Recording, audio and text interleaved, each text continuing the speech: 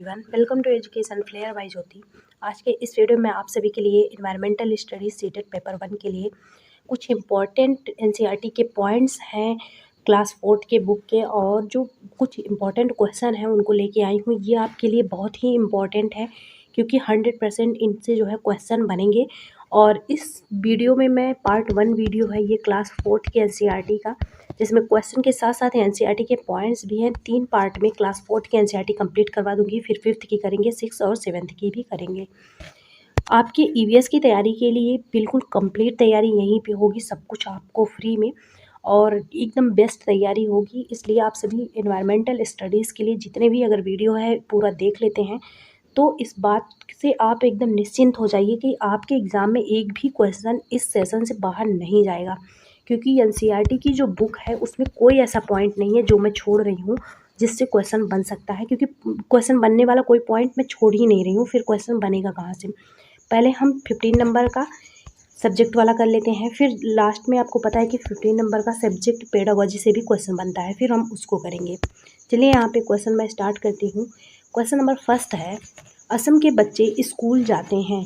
जो असम के बच्चे होते हैं वो स्कूल कैसे जाते हैं, मतलब स्कूल जाने के लिए वहाँ रास्ते किस प्रकार के होते हैं? पहला ऑप्शन है पथरीले रास्ते, दूसरा है बर्फीले रास्ते, तीसरा है बैलगाड़ी से और चौथा है बांस के बने पुल से। तो इसका जो सही आंसर हो जाएगा ऑप्शन नंबर 4 वाला हो जाएगा, बांस के बने पुल से। कभी कभी ये भी पूछा जाता है कि असम में जो घर होता है वो किससे बनता है? तो वो भी किससे बनता है? बांस से बनता है। असम किस एरिया में पड़ता है? ये आपका इंडिया है। असम जो पड़ता है इधर के एरिया में पड़ता है और ये समुद्र के किनारे वाले भाग में लगभग पड़ता है। यहाँ पे क्या होता है, यहाँ पे जैसे मेघालय वगैरह में वहाँ पे बारिश भी ज़्यादा होती है, साथ में यहाँ पे नदियाँ वगैरह भी ज़्यादा होती हैं और समुद्र भी पास में होता है। तो यहाँ पे घुटने तक क्या होता है, बारिश बहुत ज़्यादा होती है, फिर घुटने तक पानी आ जाता है, जिसकी वजह से वहाँ पे जो घर होते हैं वो बांस के बनाए जाते हैं और बच्चे स्कूल जाने के लिए बांस के पुल बनाए जाते हैं, उन्हीं का यूज़ करते हैं। इससे सीटेट में क्वेश्चन बनता है हर बार, या तो स्कूल जाने के लिए पूछ लिया जाएगा या नहीं तो घर बनाने के बारे में पूछ लिया जाता है। एनसीईआरटी के हम पॉइंट्स पढ़ते हैं। यहाँ पे फिगर देखिए आप, बच्चे स्कूल कैसे जा रहे हैं।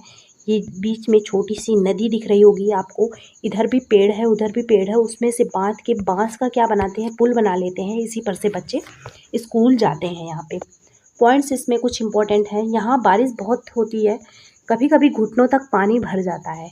ऐसे में बच्चे स्कूल जाने के लिए एक हाथ में किताब व दूसरे हाथ में रस्सी और बांस से बने पुल को पकड़कर पार करते हैं। ये देखिए, पुल को जो रस्सी है इसको पकड़ के क्या करेंगे, इस पुल को पार कर लेंगे। ये असम का सीन है। वहीं एक क्वेश्चन इसी टाइप का और बनता है कि घर से पूछा जाता है कि जो राजस्थान में घर किस प्रकार से बनाए जाते हैं, या फिर पूछा जाता है मिट्टी का घर कहाँ पे बनता है। तो मिट्टी का घर कहाँ बनता है? राजस्थान में। और अगर पत्थरों से घर बनाने की बात हो तो कहाँ आप जाएंगे? उत्तरी भारत में चले जाएंगे, जैसे कि हिमाचल प्रदेश है, लद्दाख है, यहाँ पे पत्थरों से घर बनते हैं। और इधर जब आ जाएंगे जहाँ पे बरसात वाला एरिया है, जहाँ पे बारिश ज़्यादा होगी, तो वहाँ पे किससे बनते हैं? बांस से बनते हैं। तीनों चीज़ को याद रखिएगा, क्वेश्चन इससे बनते हैं। अभी मैं बीच बीच में ट्रिक भी बताऊंगी, जिससे आपको पता है कि पढ़ना ही सब कुछ नहीं होता। आप पढ़ रहे हैं उस चीज़ को, एग्जामिनेशन हॉल में जाके उस क्वेश्चन को समझ पा रहे हैं कि हाँ मैं जो पढ़ा हूँ वही आया है, तभी आप 100% 15 में से 15 मार्क्स का कर पाएंगे। तो मैं बताऊंगी कैसे समझना है आपको क्वेश्चन को।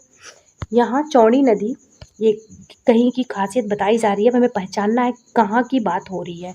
यहाँ चौड़ी नदी पार करके स्कूल जाना पड़ता है। नदी के पार जाती हुई मजबूत लोहे की रस्सी होती है, मजबूत लोहे की रस्सी होगी। यह दोनों तरफ से भारी पत्थरों की बात हो गई। मैं बोली थी पत्थरों से कहाँ घर बनते हैं? लद्दाख में और हिमाचल प्रदेश में। तो बात कहाँ हो रही होगी? ये पत्थर वगैरह, क्योंकि वही उधर ही ज़्यादा मिलते हैं, पहाड़ और पर्वत। तो ये बात किसकी हो रही होगी? लद्दाख या फिर हिमाचल प्रदेश की। तो यहाँ पे हिमाचल प्रदेश तो ऑप्शन में है नहीं, लद्दाख है, तो इसी से आप आंसर लगा सकते थे। यही होता है स्मार्ट स्टडी। आपको अगर कुछ नहीं पता चल पा रहा था तो आप पत्थर से यहाँ पे आंसर क्या कर सकते थे? निकाल सकते थे। जो मैं ये बताई थी कि पत्थरों से घर लद्दाख और हिमाचल प्रदेश में बनता है, उस चीज़ से आप रिलेट करके इस आंसर को दे सकती थी। यही होता है स्मार्ट तरीके से आंसर देना। फिर है या पेड़ों से कसकर बधी होती है, बधी रहेगा, बधी रहती है, किस जगह की विशेषता है ये किस जगह की विशेषता है? ये लद्दाख की विशेषता है। ऑप्शन नंबर फर्स्ट वाला यहाँ पे सही हो जाएगा। अगर बांस की बात हो तो आपका यहाँ असम आ जाएगा। मेघालय में भी वही होता है। राजस्थान में मिट्टी की बात होती है और स्कूल मिट्टी के घर बनते हैं। और अगर स्कूल जाने की बात हो तो बैलगाड़ी, बैल नहीं ऊँट गाड़ी, जो ऊँट राजस्थान में पाया जाता है ना, तो ऊँट गाड़ी यहाँ पे यूज़ किया जाता है। नेक्स्ट क्वेश्चन हम यहाँ पे देखते हैं। लद्दाख के बारे में कुछ एनसीईआरटी में पॉइंट्स दिए गए थे। इसे ट्रॉली बोला जाता है। इसी से बच्चे क्या करते हैं, स्कूल जाते हैं। स्कूल पहुंचने के लिए हमें रोज़ नदी पार करनी पड़ती है। खूब चौड़ी देखिए यहाँ पे नदी दिख रही है, नदी होती है और गहरी भी होती है क्योंकि पहाड़ पर्वत से गहराई नीचे ज़्यादा ही होगी। नदी के पार जाती हुई मजबूत लोहे की रस्सी होती है। ये कभी कभी पूछा जा सकता है कि असम में जो ट्रॉली होता है उसकी खासियत क्या है, तो बोल देगा कि चौड़ी गहरी नदी को पार करने के लिए बनाया जाता है, मजबूत लोहे की रस्सी होती है, या दोनों तरफ से भारी पत्थरों या पेड़ों से कसकर बंधी रहती है। ट्रॉली लकड़ी से बना झूला पुली की मदद से इस रस्सी पर सरकती है। हम 4-5 बच्चे एक साथ ट्रॉली में बैठ जाते हैं और पहुंच जाते हैं नदी के उस पार। 4 से 5 बच्चे एक साथ जाते हैं। नेक्स्ट हम देखते हैं यहाँ पे पॉइंट। यह एक लकड़ी की बनी छोटी नाव होती है। यह एक लकड़ी की बनी छोटी नाव होती है। इसी नाव से बच्चे क्या करते हैं, स्कूल जाते हैं। नाव से स्कूल कहाँ जाएंगे, जिसे कहा जाता है वल्लम। नाव से बच्चे वहीं स्कूल जाएंगे जहाँ छोटे छोटे तालाब, छोटी छोटी नदियाँ मिलेंगी, छोटे छोटे। ऐसे कहाँ होते हैं, ऐसे केरल में होते हैं, पश्चिमी तट पे केरल में। राजस्थान में मैं बोली ऊँट गाड़ी से जाते हैं, गलत है ये। आंध्र प्रदेश में भी नहीं, पश्चिम बंगाल में भी नहीं, यहाँ पे बंगाल लिखना चाहिए था, बंगाल यहाँ पे आ गया, यहाँ होना चाहिए था ये। और फोर्थ ऑप्शन है केरल। यहाँ पे सही आंसर हो जाएगा आपका केरल, फोर्थ वाला केरल सही आंसर हो जाएगा, केरल फोर्थ वाला। केरल में क्या होता है, एक नाव बना लेते हैं, छोटी छोटी नदियाँ या फिर तालाब होते हैं जिनको बच्चे पार करने के लिए क्या करते हैं, उस नाव को यूज़ करते हैं। नाव से क्वेश्चन बनता है, इसका नाम क्या होता है, इस नाव का नाम होता है वल्लम। केरल के कुछ भागों में बच्चे पानी को पार करने के लिए वल्लम मतलब कि लकड़ी की बनी छोटी नाव में बैठकर स्कूल तक पहुंचते हैं। यहाँ पे फिगर आपको दिख रहा होगा, ये कहाँ का सीन है, केरल का सीन है। नेक्स्ट क्वेश्चन है, राजस्थान में बच्चे स्कूल जाते हैं। जो राजस्थान है वहाँ पे बच्चे कैसे स्कूल जाते हैं, तो ऑप्शन नंबर सेकंड वाला सही हो जाएगा, ऊँट गाड़ी से और बैलगाड़ी से। ये मैदानी एरिया में, जहाँ पे मैदानी एरिया होगा वहाँ बैलगाड़ी से जाएंगे।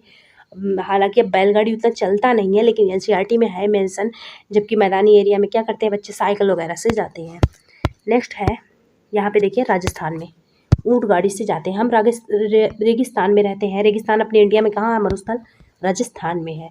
हमारे यहाँ दूर दूर तक रेत ही रेत नज़र आते हैं, दिन में तो रेत खूब तपती है। हम ऊँट गाड़ी में बैठकर क्या करते हैं, स्कूल जाते हैं। राजस्थान के बारे में बताया गया है। फिर बैलगाड़ी कहाँ, मैदानी इलाके में। देखिए मैदानी इलाके में बैलगाड़ी से जाया जाता है। और ये कहाँ की बात हो रही है, जंगल से जाते बच्चे, जंगली एरिया जहाँ होगा वहाँ पे जंगल से बच्चे बीच में से निकलते हैं, जैसे कि आपका हो गया एमपी, छत्तीसगढ़, मिज़ोरम, यहाँ पे जंगलों से जाता है। उत्तराखंड में क्या होता है, यहाँ पर लोग पहाड़ी इलाकों में रहते हैं। उत्तराखंड आपको पता ही है, पहाड़ी इलाके होते हैं यहाँ पे। यहाँ दूर दूर तक ऊबड़ खाबड़ पथरीले क्या होते हैं, रास्ते होते हैं, पथरीले रास्ते होते हैं। मैदाने या शहर में रहने वाले बच्चे को भले ही मुश्किल लगे, हम तो भागते हुए पहाड़ी रास्ते पार कर जाते हैं। यहाँ पे बच्चे कह रहे हैं कि मैदानी इलाकों में जो बच्चे रहते हैं उन्हें भले ही मुश्किल लगे इस पहाड़ी इलाके में और बर्फीले इलाकों में चलना, लेकिन हम तो तेज़ी से दौड़ के भी पार कर लेते हैं। ये बच्चे देखिए कैसे जा रहे हैं बर्फीले एरिया में। ये उत्तर की पहाड़ियाँ, मतलब उत्तरी भारत की बात हो रही है। भारत जैसे इंडिया है ये, इधर ये राजस्थान आपका हो, गुजरात हो गया, इधर राजस्थान वगैरह है। यहाँ पे ये जो इस वाले एरिया की बात हो रही है जहाँ पे आता है आपका जम्मू कश्मीर, हिमाचल प्रदेश, शिमला, उत्तराखंड, बर्फीले एरिया जहाँ पे पथरीले रास्ते होते हैं। ये यहाँ पे बोला जा रहा है उत्तर की पहाड़ियों में कैसे बच्चे जाते हैं, पथरीले और बर्फीले रास्तों से। अब देखिए कुछ जानवर हैं जिनसे क्वेश्चन बनते हैं, आपको लगेगा कि इनके कान नहीं होते लेकिन होते हैं। क्या छिपकली और जो मगरमच्छ है इनके कान होते हैं? हाँ, तो इसका सही आंसर हो जाएगा कि हाँ, इनके कान होते हैं। चाहे कान दिखें या ना दिखें, लेकिन कान क्या होते हैं। और क्योंकि कुछ ऐसे जानवर होते हैं उनके कान तो होते हैं, लेकिन उनके पास जो फर होते हैं, उनके जो क्या बोल सकते हैं हम, पंख होते हैं, उनसे ढक जाते हैं, या उनके रोए से ढके हुए होते हैं। हमें दिखते नहीं, लेकिन एक्चुअल में उनके पास क्या होता है, ईयर होता है। यहाँ पे एक्सप्लेनेशन देखते हैं। कुछ जानवरों के कान बाहर दिखते हैं जबकि कुछ के नहीं दिखते। पक्षियों के कान नहीं दिखते। जो पक्षियाँ हैं उनके कान बाहर नहीं दिखते, क्वेश्चन बन सकता है। लेकिन उनके सिर के दोनों तरफ छोटे छेद के रूप में, इनकी में छोटे छेद के रूप में क्या होता है, कान होता है, जो पंखों से ढके हुए होते हैं। इसी वजह से हमें लगता है कि नहीं होते। इसी तरह छिपकली और मगरमच्छ के भी छोटे छेद के रूप में क्या होते हैं, कान होते हैं। फिर है जानवरों की खाल पर डिज़ाइन। यहाँ पे पॉइंट्स है, इसको नोट कर लीजिएगा। नहीं पता होगा कि अगर जो जानवर होते हैं, जैसे कि जेब्रा अलग दिखता है, लायन अलग दिखता है, बिल्ली अलग दिखती है, डॉग अलग दिखता है, तो ये सब अलग अलग क्यों दिखते हैं। अगर इनके ऊपर से ये जो खाल है ये हटा दिया जाए, जो इनके खाल पे मतलब स्किन पे जो डिज़ाइन होती है, अगर इनके बाल हटा दिए जाए तो सेम दिखेंगे, बस छोटे बड़े मतलब कि उनके जो शरीर की बनावट है उसमें डिफरेंस रह जाएगा, जबकि उनके ऊपर जो डिज़ाइन बना होता है वो नहीं रहेगा। तो वो जो डिज़ाइन होता है वो किसके कारण होता है, बाल के कारण होता है। जानवरों की खाल पर डिज़ाइन उनके बाल के कारण होता है। अगर इस बाल को हटा दिया जाए तो ना रंग रहेगा और ना ही डिज़ाइन। रंग और डिज़ाइन दोनों बाल में होता है, इससे भी क्वेश्चन बन सकता है। एलिफेंट है, इसको हालांकि मैं पढ़ा चुकी हूँ, लेकिन एक बार आप देख लीजिए। एक हाथी एक दिन में 100 किलोग्राम से ज़्यादा पत्ते और झाड़ियाँ खा लेता है। जो हाथी होता है वो एक दिन में 100 केजी से ज़्यादा झाड़ियाँ और पत्ते खा लेता है। हाथी से क्वेश्चन बनते हैं, 2024 में ही बना था। हाथी बहुत काम नहीं रहेगा, कम रहेगा, आराम करता है। यह एक दिन में केवल 2 से 4 घंटे ही सोता है। पहला पॉइंट ऐसे आपको नोट करना है, नोट्स ज़रूर बनाइएगा, तभी आपको सब कुछ याद रहेगा, क्योंकि ऐसे माइंड में एग्ज़ाम तक हम सब कुछ याद नहीं कर सकते हैं, इसलिए नोट्स बनाना एक कंपल्सरी है, समझ लीजिएगा। पहला क्या है, 100 केजी से अधिक, ऐसे लिख लीजिएगा। 100 केजी से अधिक क्या करता है, पत्तियाँ खा लेता है एक दिन में, 2 से 4 घंटे तक सोता है। तीसरा पॉइंट, आपको कीचड़ और पानी में खेलना पसंद, ये पता ही होगा। उसके कान में भी क्या होते हैं, उसके कान जो होते हैं वो पंखे के आकार के होते हैं। इन्हीं से वो अपने शरीर को ठंडक देता है और हवा करता है। ये देखिए, कान किस आकार के हैं, इनका जो ईयर है वो पंखे के आकार का है। इन्हीं से ये अपने बॉडी के टेम्परेचर को, मतलब कि ठंडा वाला जो होता है, महसूस करते हैं, हवा करते हैं, पंखा करते हैं इसी से। हाथियों के झुंड में केवल हथिनियाँ और बच्चे ही रहते हैं। और नेक्स्ट पॉइंट नोट करिएगा कि इनका जो झुंड होता है, इसे नोट कर लीजिएगा। जो झुंड होता है इसमें क्या होते हैं, हथिनियाँ प्लस बच्चे। और जो मेल एलिफेंट होता है वो नहीं होता, वो जैसे ही 14 to 15 ईयर का होता है वो क्या करता है, झुंड को छोड़ के चला जाता है। और जो सबसे एजड इसमें से हाथी एलिफेंट होगी वो क्या करेगी, फीमेल एलिफेंट, वो अपने पूरे झुंड को लीड करेगी, उसकी नेता होगी। नेक्स्ट पॉइंट है, झुंड की सबसे बुजुर्ग जो हथनी है वो क्या है, होती है, झुंड की नेता होती है। एक झुंड में 10 से 12 हथनियाँ और बच्चे होते हैं। कितने का झुंड होता है, 10 से 12। और झुंड में रहता कौन है, हथनियाँ और बच्चे। जो सबसे ज़्यादा एज की हथनी होगी वही उस झुंड को लीड करेगी, नेता बनेगी उसकी। फिर है, हाथी 14 से 15 साल तक ही अपने झुंड में रहते हैं, फिर वह झुंड को छोड़ देते हैं और अकेले रहते हैं। फिर झुंड में बचेगा कौन, हथिनियाँ और बच्चे। जो हाथी होता है वो चला जाता है। नेक्स्ट है, हाथी परेशानी आने पर, इनमें मतलब हेल्पिंग नेचर भी होता है। हेल्पिंग नेचर इनका होता है, अगर परेशानी आएगी तो एक दूसरे के साथ मिलेंगे, एक दूसरे के बच्चे की देखभाल करेंगे और क्या करेंगे, सुरक्षा भी करते हैं। नेक्स्ट है बिश्नोई। आप सुने होंगे बिश्नोई क्या है, ये एक प्रजाति है, एक लोगों को कहा जाता है। ऐसे लोग देखते हैं किनको कहा जाता है, मध्य प्रदेश की मुख्य जनजातियाँ, गलत है ये। झारखंड के मवेशी, ये भी गलत है। इनका रिलेशन है राजस्थान से। केरल के मुखिया, गलत है। ऑप्शन नंबर सेकंड वाला सही हो जाएगा। राजस्थान के वे लोग जो पेड़ों और जानवरों की रक्षा करते हैं। सेकंड वाला ऑप्शन सही हो जाएगा कि राजस्थान के वे लोग जो पेड़ों और जानवरों की रक्षा करते हैं। राजस्थान में जब पेड़ काटे जा रहे थे तो उस टाइम पे कई लोग ऐसे थे जो पेड़ों से चिपक के भी पेड़ों की रक्षा किए, और उन्हीं प्रजाति के लोग आज भी हैं जो पेड़ों और जानवरों की क्या करते हैं, रक्षा करते हैं। वही लोग बिश्नोई कहलाते हैं। ये राजस्थान में होते हैं। राजस्थान के लोगों को कहा जाता है जो पेड़ों और जानवरों की रक्षा करते हैं। अब एक खेजड़ी वृक्ष है, इसके बारे में सीटेट में एग्ज़ाम बनता है हमेशा की। जो खेजड़ी वृक्ष है ये कहाँ पाया जाता है। कभी कभी पूछ लेता है कि खेजड़ी वृक्ष के बारे में कौन सा कथन असत्य है, तो आपको लगाना पड़ेगा। आप तभी आंसर लगा पाएंगे जब खेजड़ी वृक्ष के बारे में सब कुछ जानते रहेंगे। अभी मैं आपको बताऊंगी आगे कि किस टाइप से आपको 15/15 गेन करना है क्वेश्चन कराते टाइम ही। यहाँ पे क्या है, यह पेड़ रेगिस्तानी इलाके में खूब पाया जाता है, रेगिस्तान में ही पाया जाता है। इससे ज़्यादा पानी की ज़रूरत नहीं होती है। आपको पता है कि अगर कोई भी पौधा, कोई भी पेड़ रेगिस्तान में हो रहा है या कोई भी जानवर रेगिस्तान में, तो पानी की ज़रूरत ज़्यादा नहीं होगी, तभी वो वहाँ पे सर्वाइव कर पाएगा। यह पेड़ क्या है, रेगिस्तानी इलाके में पाया जाता है। खेजड़ी जो वृक्ष है, इसमें ज़्यादा पानी की ज़रूरत नहीं होती। इस पेड़ की छाल दवा के काम आती है, एकदम नोट कर लीजिएगा। खेजड़ी वृक्ष लिखिएगा, उसके आगे ऐसे पॉइंट लिख लीजिएगा। राजस्थान, नोट्स बनाने का तरीका बता दूं आपको। राजस्थान, बहुत बड़ा नोट्स नहीं बनाना, बस 2-3 वर्ड नोट करने हैं पॉइंट में। पानी की ज़रूरत क्या होती है, पानी कम चाहिए, ऐसे लिख लीजिएगा। आगे लिख लीजिएगा दवा के काम। फिर लिख लीजिएगा पेड़ों की फलियों के, मतलब इनमें जो पेड़ में फलियां आते हैं उनके सब्जी भी बनाया जाता है, सब्जी भी बनाया जाता है। इनके लकड़ी को कीड़ा नहीं लगता, कीड़ा के आगे ऐसे क्रॉस कर दीजिएगा, नहीं लगता इनकी लकड़ी में कीड़ा। वहाँ की उसकी जो पत्तियां हैं जानवर खाते हैं, तो ऑब्वियस सी बात है पत्तियां जानवर खाएंगे ही। और छाया में बच्चे खेलते हैं, इसको नोट करने की ज़रूरत नहीं है, ये तो पता ही है जब पेड़ है तो ऐसा होगा ही। इतने पॉइंट्स हैं, आप सभी नोट कर लीजिएगा। इसको बता ही चुकी हैं सब। कीड़ा नहीं लगता, पत्तियों की सब्जी बनाई जाती है, छाल की दवा के काम आती है, पानी की ज़रूरत नहीं होती, रेगिस्तान में पाया जाता है, पत्तियां जानवर खाते हैं और उसकी छाया में बच्चे खेलते हैं। अब ये देख लीजिए पेड़, आप रेगिस्तान, ये आपको दिख रहा होगा रेत हर जगह, और ये आपका प्यारा सा पेड़ है जो हरियाली कर रखा है इस रेगिस्तान में। इसमें इतने खासियत होते हैं। अनीता की बात हो रही है यहाँ पे। एनसीईआरटी में कभी कभी क्वेश्चन पूछ लिया जाता है जिन्हें क्या बोला जाता है, चमकता सितारा।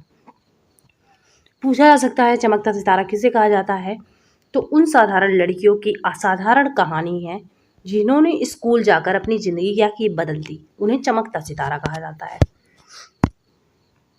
ये बोल रही हैं, थोड़ा सा जूम करूँ मैं।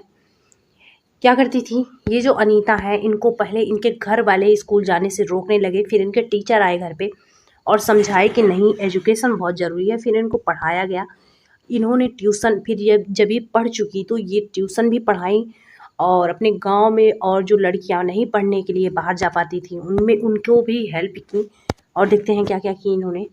अनीता को स्कूल जाने से रोका गया, लेकिन वह फिर भी अपने स्कूल संघर्ष से गई और ट्यूशन भी पढ़ाई, ट्यूशन भी बच्चों को पढ़ाई है, देखिए पढ़ाते हुए। इन्हें चमकता सितारा बोला जाता है। अनीता होल सेलर बनना चाहती थी, जिससे वो क्या की, आगे चल के मधुमक्खी पालन का भी काम की, बाइक चलाना भी सीखी। और देखिए यहाँ पे बाइक चलाना सीखी, साइकिल से बच्चियों को, मतलब साइकिल भी चलाना सीखी, इस सारे काम की, इसीलिए इन्हें चमकता सितारा बोला जाता है मतलब। साथ में रोजगार के लिए इन्होंने मधुमक्खी पालन भी किया।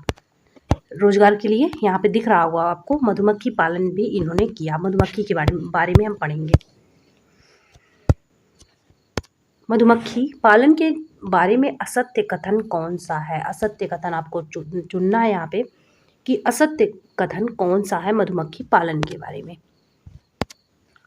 पहला है, मधुमक्खी पालन के लिए अक्टूबर से दिसंबर का महीना सबसे अच्छा होता है। अक्टूबर से दिसंबर का महीना हम कह सकते हैं कि जो बसंत ऋतु आता है जिसमें फूल वगैरह खिलते हैं ज़्यादातर, वो अक्टूबर मंथ ही होता है, तो ये सही है। और मधुमक्खी जो रस अपना चूसते हैं शहद बनाने के लिए, रस लाती हैं जहाँ से शहद बनाने के लिए, वो उनके लिए क्या चाहिए, फूल चाहिए, फूलों का रस होता है ये। और फूल कब खिलेगा, अक्टूबर मंथ में ही खिलता है ज़्यादातर, तो ये महीना सही होगा। फिर है, केवल रानी मधुमक्खी अंडे देती है, बिल्कुल सही है, जो रानी मधुमक्खियाँ होंगी बस वो ही अंडे देंगी, दोनों पॉइंट सही हैं। फिर है, नर मक्खी छत्ते के लिए बहुत काम करते हैं। जो नर मधुमक्खी होते हैं छत्ते के लिए क्या बहुत काम करते हैं, नहीं, इनका कोई काम खास नहीं होता है, तो यही आपका असत्य हो जाएगा, ये असत्य है। ऑप्शन नंबर 3 वाला यहाँ पे सही हो जाएगा। छत्ते में बहुत सारी काम करने वाली मक्खियाँ भी होती हैं, सही है। अब हम मधुमक्खी के बारे में डिटेल में पढ़ेंगे। मधुमक्खी को क्या कर फूल कौन से फूल लुभाते हैं, लीची के फूल। लीची के जो फूल हैं वो मधुमक्खी को लुभाते हैं। लीची लीची सबसे ज़्यादा कहाँ पे होता है? मुजफ्फरपुर, बिहार में। अक्टूबर से दिसंबर तक का समय मधुमक्खियों के अंडे देने का होता है और इसीलिए ये समय अच्छा होता है मधुमक्खी पालन के लिए। यह समय मधुमक्खी पालन शुरू करने का सबसे अच्छा समय होता है। फिर है, हर छत्ते में एक रानी मधुमक्खी होती है जो अंडे देती है। ये पॉइंट बता चुकी हूँ। छत्ते में कुछ नर मक्खी भी होते हैं। छत्ते में बहुत सारे काम करने वाली मक्खियाँ भी होती हैं। यह दिन भर काम करती रहती हैं। सेहत के लिए फूलों का रस ढूंढती हैं। जब किसी मक्खी को रस मिल जाता है तो वो क्या करती है? एक तरह का नाच करेगी, जिससे और जो मधुमक्खियाँ होंगी उनको पता चल जाता है कि हाँ, रस वहाँ पे है, और वो सारी जाके रस लेके आती है, जिससे शहद बनता है। वे रस से शहद बनाती हैं और छत्ते बनाने का भी काम इन्हीं मधुमक्खियों का होता है। कौन सी मधुमक्खियाँ? जो काम करने के लिए होती हैं। शहद के बिना छत्ते की सारी मधुमक्खियाँ भूखी रह जाती है। अगर वो शहद ना मिले तो वहाँ पे जो मधुमक्खियाँ होती है वो भूखी रह जाएंगी। नर मक्खी छत्ते के लिए कुछ खास काम, यहीं से पॉइंट था कि नर मक्खी क्या छत्ते के लिए बहुत ज़्यादा काम करते हैं? गलत है, कुछ खास काम नहीं करते। तो यही वाला पॉइंट उसमें तब सही हो गया था। ये नोट कर लीजिएगा आप, कुछ खास काम इनका नहीं होता है। एक बार हम फिर से देख लेते हैं शॉर्टकट में, ओके, ताकि आपको पता चल जाए। यहाँ पे जो मधुमक्खियाँ हैं क्या क्या खासियत है। एक तो नोट अब आप करिएगा, ऐसे नोट्स बनाने के लिए मैं बता रही हूँ बस। नोट्स बनाना है, ऐसे एरो बनाइए, रेखा खींच दीजिए, यहाँ पे करिए। सबसे पहली बात, इसका जो अच्छा समय होता है लिख लीजिएगा। सबसे अच्छा जो समय होता है वो कौन सा होता है? अक्टूबर और दिसंबर। दूसरी बात, यहाँ पे जो अंडे देती है वो रानी मधुमक्खी होती है। रानी जो मधुमक्खी है वही बस क्या करती है? अंडे देती है। कुछ काम करने वाली भी मधुमक्खियाँ होती हैं जो काम करती हैं, और ये इनका काम क्या होता है? शहद को लाना। और जब इनको, अगर किसी मधुमक्खी को पता चल गया तो वो शहद लाने के फिर क्या, और मधुमक्खियों को बताने के लिए क्या करती है? एक नाच करती है, एक तरह का नाच करती है, जिससे पता चल जाता है और मधुमक्खियों को कि हाँ, वहाँ पे शहद है। और एक पॉइंट है जो इम्पोर्टेंट है कि नर मक्खी होता है, नर मधुमक्खी जो है उसका कुछ खास काम नहीं होता। इतने पॉइंट्स इंपॉर्टेंट थे। अब नेक्स्ट हम देखते हैं चींटी के बारे में। जो चींटी है ये भी कुछ इसी तरह मधुमक्खी की तरह ही होती हैं चींटियाँ। मधुमक्खी की तरह चींटियाँ भी मिलजुल कर रहती हैं। इनमें भी मिलजुल कर रहने की मतलब आदत होती है इनमें। सभी चींटियों का काम जो होता है ये बटा हुआ होता है। रानी चींटियाँ अंडे देती है, जैसे उसमें रानी मधुमक्खी अंडे देती थी, इसमें रानी चींटियाँ अंडे देती हैं। सिपाही चींटी बिल का ध्यान रखती है। सिपाही चींटी इसमें होती है जो क्या करेगी? बिल का ध्यान रखेगी। और काम करने वाली इसमें भी चींटियाँ होती हैं जो भोजन ढूंढ के लाती हैं। वहाँ पे काम करने वाली मधुमक्खियाँ थी जो शहद ढूंढ के लाती थी। दीमक और ततैये भी इसी समूह में आते हैं। दीमक और ततैये, मधुमक्खी और चींटी, ये सारे एक समूह में आते हैं। यहाँ पे कुछ जगह के नाम हैं जिनको आपको पता होना चाहिए कि ये कहाँ पे पड़ते हैं। गांधीधाम, अहमदाबाद, वलसाड, ये गुजरात में पड़ता है। कभी कभी पूछ लिया जाता है कि जो वलसाड है इससे जो केरल है, केरल जाने के लिए किस दिशा में जाना पड़ेगा, ऐसे आप पूछ लिया जाएगा तो आपको पता होना चाहिए कि जो वलसाड है वो किस स्टेट में पड़ता है, नहीं तो आप बता नहीं पाएंगे। ये गुजरात में पड़ता है। अहमदाबाद गुजरात में, गांधीधाम गुजरात में। कोझिकोड जो है ये कहाँ पे पड़ता है? ये केरल में। कोझिकोड केरल में। इंडिया का मैप देखिए यहाँ पे। अब मैं बता दूँ, एक क्वेश्चन बनता है आपके एग्ज़ाम में, 3-4 क्वेश्चन यहाँ पे बताऊँगी मैं। मैप है ये। सबसे पहले हम इसमें जानेंगे कि दिशा किधर क्या है। इधर क्या है? उत्तर है। ऊपर की साइड उत्तर, नीचे की साइड दक्षिण है। और आपका जिस तरफ हाथ दायां वाला होगा, इधर क्या है? दाएं वाले हाथ की तरफ पूर्व होता है और बाएं वाले हाथ की तरफ क्या होता है? पश्चिम होता है। इस चीज़ को सबसे पहले जानना है। फिर इससे कम से कम 4 क्वेश्चन बनते हैं। अभी चारों क्वेश्चन मैं बता दे रही हूँ कौन कौन से क्वेश्चन बनेंगे। सबसे पहले क्वेश्चन ये बनता है कि जो यहाँ पे अरेबियन सी आपको दिख रहा होगा, अरब सागर जिसे बोलते हैं, जो अरब सागर है इसके किनारे कौन कौन से राज्य पड़ते हैं? भारत के कौन कौन से राज्य हैं जो अरब सागर के किनारे पड़ते हैं, अरब सागर से लगे हुए हैं, ऐसा पूछा जाता है। यहाँ अरेबियन सी है, यहाँ पे हिंद महासागर शुरू होता है, इंडियन सी जहाँ पे लिखा है, और ये क्या है? बे ऑफ बंगाल, बंगाल की खाड़ी है। पहला क्वेश्चन, अरेबियन सी से किसके किनारे कौन कौन से राज्य होते हैं? आज ही आप मैप डाउनलोड करिएगा और उसे डेली देखिएगा। अरेबियन सी के किनारे कौन से राज्य होते हैं? पहला क्वेश्चन। दूसरा क्वेश्चन बनता है बे ऑफ बंगाल, जो यहाँ पे जो बंगाल की खाड़ी यहाँ पे इसके किनारे कौन कौन से राज्य लगे हुए हैं सीमा तट वाले। तो दूसरा क्वेश्चन ये आपका हुआ। तीसरा क्वेश्चन आपका ये बनता है कि जैसे मान लीजिए ये आपका क्या है, मध्य प्रदेश, एमपी है, मध्य प्रदेश है, मध्य प्रदेश किन किन राज्यों से लगा हुआ है, ये तीसरा क्वेश्चन आपका बना। चौथा क्वेश्चन आपका बनता है कि ये आपका राजस्थान है, यहाँ पे राजस्थान से अगर हमें कहाँ बोला जाए, मान लीजिए कर्नाटका बोल दिया गया, राजस्थान से अगर हमें कर्नाटका जाना है तो हमें किन किन राज्यों से होकर जाना पड़ेगा, चौथा क्वेश्चन। नोट करिएगा आप किस टाइप के क्वेश्चन बन रहे हैं, वही नोट कर लीजिएगा अपनी कॉपी में। फिर है पांचवा क्वेश्चन जो बनता है, इससे पांचवा क्वेश्चन मैं बता दूं, मान लीजिए ये आपका क्या है, छत्तीसगढ़ है, ये छत्तीसगढ़ है, छत्तीसगढ़ से जम्मू कश्मीर ऐसे पूछा जाएगा, छत्तीसगढ़ के सापेक्ष जम्मू कश्मीर की दिशा क्या है, पांचवा क्वेश्चन ये दिशा से आ जाता है। या फिर ऐसे पूछ लिया जाएगा कि राम है वो अपने घर से 5 किलोमीटर पूर्व की साइड फिर वैसे मुड़े, फिर 3 किलोमीटर पश्चिम गए, ऐसे टाइप का क्वेश्चन पूछ लिया जाता है कि अब उनका हॉस्पिटल उनके घर से किस दिशा में पड़ेगा। कभी ऐसे क्वेश्चन बनता है, कभी ऐसे क्वेश्चन बन जाएगा कि छत्तीसगढ़ के सापेक्ष में जम्मू कश्मीर की दिशा क्या होगी। पांचों टाइप के क्वेश्चन मैं बता चुकी हूँ। अब यहाँ पे चलिए मैं क्वेश्चन का एक एक आंसर भी दे देती हूँ, पांचों टाइप के जो क्वेश्चन है। पहला टाइप क्या बोली थी, अरेबियन जो सी है, पहला वाला अरेबियन जो सी है इसके किनारे किनारे कौन कौन से राज्य लगे हैं। आपको सबसे पहले क्या दिख रहा होगा, गुजरात। दूसरा क्या है आपका, ये है महाराष्ट्र, ये मैच। तीसरा यहाँ पे एक छोटा सा राज्य है जिसे बोला जाता है गोवा, गोवा। फिर है आपका कर्नाटका, ठीक है, कर्नाटका। इसके बाद क्या आता है यहाँ पे, केरल। इतने जो राज्य हैं वो आपके किससे लगते हैं, अरेबियन सी से लगते हैं। इसके बाद आपका स्टार्ट होता है यहाँ पे तमिलनाडु। तो इतने राज्य जो हैं ये अरब सागर से लगेंगे। जब भी पूछा जाए आप सभी नोट कर लीजिएगा इसको।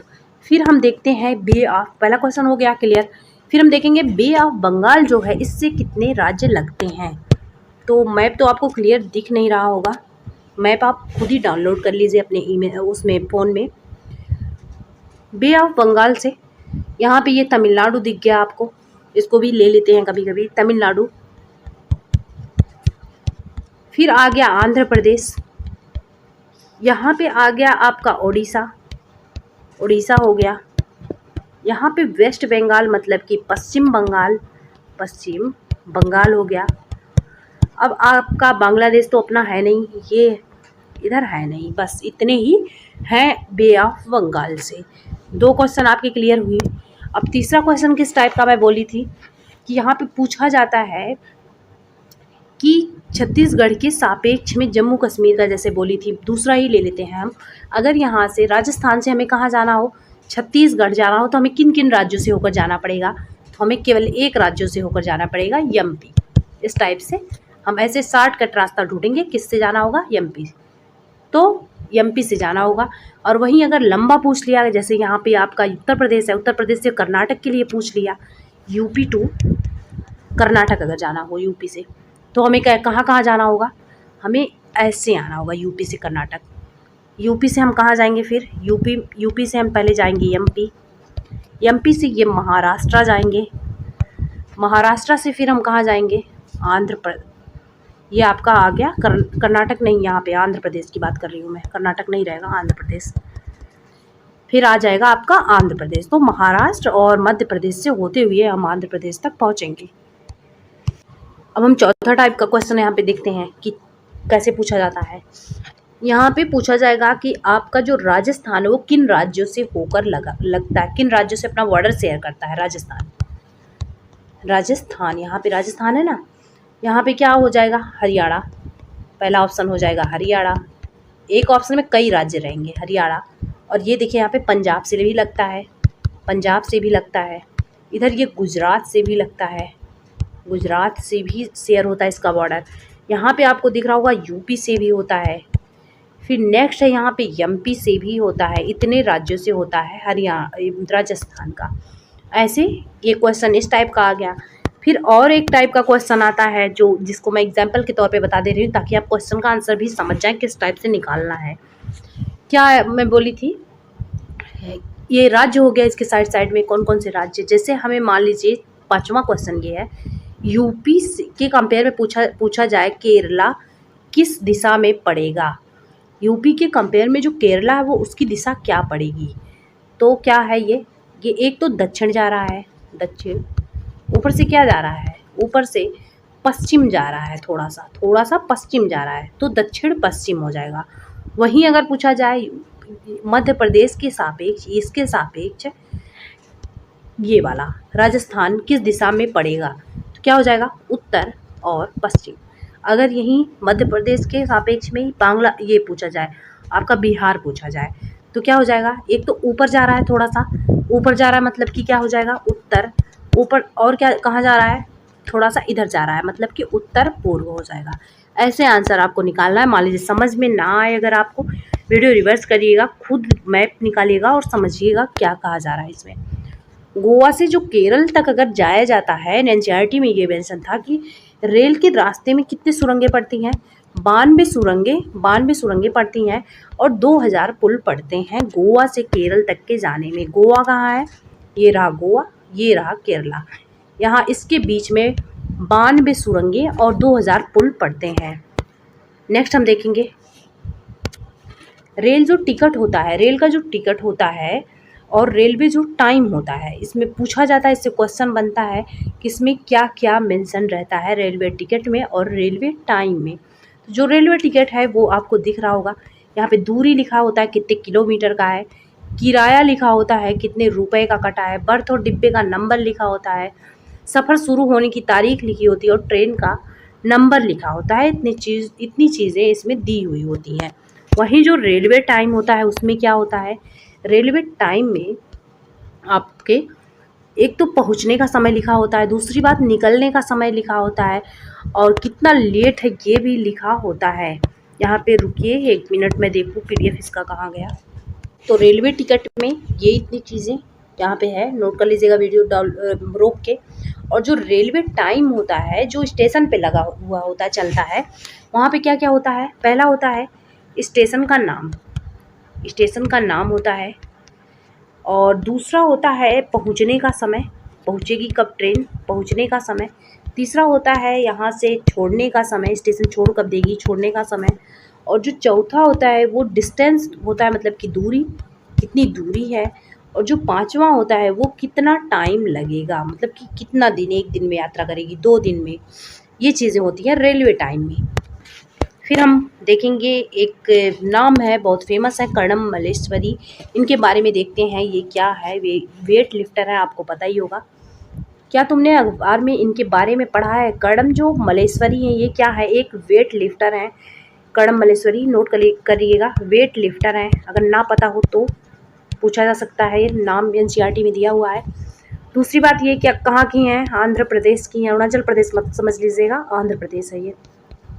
फिर है यहाँ पे इनके पापा पुलिस हवलदार थे, ये बहुत इंपॉर्टेंट नहीं है। जब ये 12 साल की थी तभी से वज़न उठाने का अभ्यास करने लगी थी। अब वे एक बार में कितने वज़न उठा सकती हैं, 130 kg वज़न एक बार में उठा सकती हैं। कर्णम ने भारत के बाहर कितने मेडल जीते, 29 मेडल जीते। उनकी 4 बहनें रोज़ वज़न उठाने का अभ्यास करती हैं, 4 बहनें हैं इनकी। कर्णम मल्लेश्वरी वेट लिफ्टर हैं। क्या क्या इंपॉर्टेंट है सब जान चुके हैं आप। अब हम फूलों की घाटी देख लेते हैं, बाकी की क्वेश्चन हम कल करेंगे, वीडियो नहीं तो बहुत लंबा हो जाएगा। ये आपको दिख रहा होगा एक प्यारा सा स्थान है, क्या है ये फूलों की घाटी है। घाटी आप देख लीजिए वीडियो रोक के ध्यान से। यहाँ पे क्या है, हरी हरी घासें हैं। यहाँ देखिए थोड़े छोटे छोटे पेड़ भी दिख रहे होंगे, हरी हरी घाटियाँ दिख रही हैं और कई कलर की यहाँ पे फ्लावर भी दिख रहे हैं। देखते हैं हम फूलों की घाटी के बारे में। यहाँ पे फूलों की घाटी ये है कहाँ पे, उत्तराखंड में है, पहाड़ों के बीच में स्थित है। ये देखिए साइड से पहाड़ है और बीच में ये फूलों की घाटी है, जहाँ पर फूल ही फूल होते हैं। यहाँ पर क्या होता है, यहाँ पर फूल ही फूल होता है, फूल ही फूल होता है। इसमें फूलों, इसलिए इसे फूलों की घाटी कहा जाता है। और इसमें देखिए कई कलर के फूल होते हैं, पत्थरों के बीच में कई कलर के फूल होते हैं, नदियाँ भी बहती हैं, कहीं कहीं बर्फ़ भी जमे होते हैं। बहुत ही सुंदर प्लेस होता है ये। तो कहीं पत्थरों के बीच सफ़ेद फूल नज़र आते हैं। सफ़ेद, नीले, पीले, हरे सब होते हैं। पीले पीले फूलों के लंबे चौड़े कालीन जैसे मैदान भी होते हैं। जो देखिए, कहीं कहीं येलो कलर के कालीन जैसे मैदान है, कहीं कहीं ग्रीन कलर के हैं, यही इसमें बोला जा रहा है। और कहीं कहीं घास के बीच छोटे छोटे तारों जैसे नीले फूल भी दिखते हैं। इस घाटी में इतने सारे फूल इस घाटी में भी इतने सारे फूल साल में कुछ ही हफ्तों के लिए खिलते हैं, हमेशा नहीं खिले रहते, साल में कुछ ही हफ्तों के लिए खिलते हैं। और कई कलर के फूल होते हैं, आपको पता चल गया होगा। अब सबसे पहली बात तो कहाँ पाया जाता है? यूके, मतलब कि उत्तराखंड में, ना कि यूनाइटेड किंगडम में। यूके उत्तराखंड में पाया जाता है। इसमें कई फूल होते हैं, ये कुछ हफ्तों के लिए खिलते हैं।